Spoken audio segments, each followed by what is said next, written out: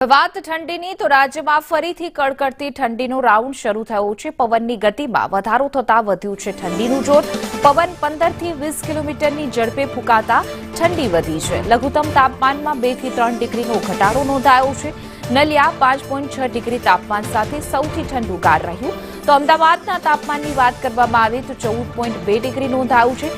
ગાંધીનગરમાં 13.1 degree, પાલનપુરમાં 10.1 degree, ડીસામાં 11.2 degree તો મહેસાણામાં 11.5 ડિગ્રી જેટલું તાપમાન નોંધાયું છે।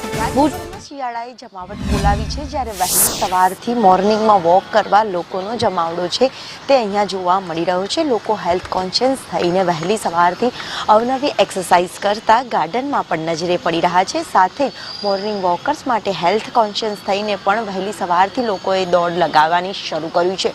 મહત્વનું છે કે ઉત્તર પૂર્વીય પવનોને કારણે પવનની ગતિમાં વધારો થયો છે અને તેના જ કારણે રાજ્યભરમાં કડકડતી ઠંડીનો ફરીથી એક વધુ રાઉન્ડ છે તે શરૂ થયો છે, જ્યારે લોકો હેલ્થ કોન્શિયસ પણ થતા હોય છે। અમદાવાદમાં 2 દિવસ બાદ ઠંડીનો ચમકારો વધ્યો છે। શહેરીજનો કેવી રીતે ઠંડીથી બચવા અવનવા નુસ્ખા અપનાવે છે, વહેલી સવારમાં મોર્નિંગ વોક કેટલી જરૂરી?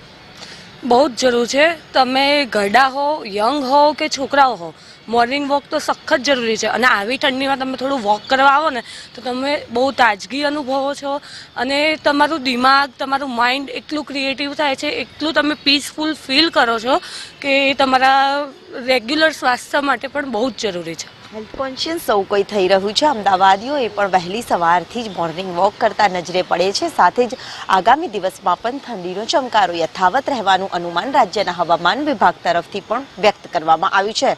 કેમેરામેન મનીષ વાણિયા સાથે દિવ્યા ચૌહાણ, સંદેશ ન્યૂઝ, અમદાવાદ।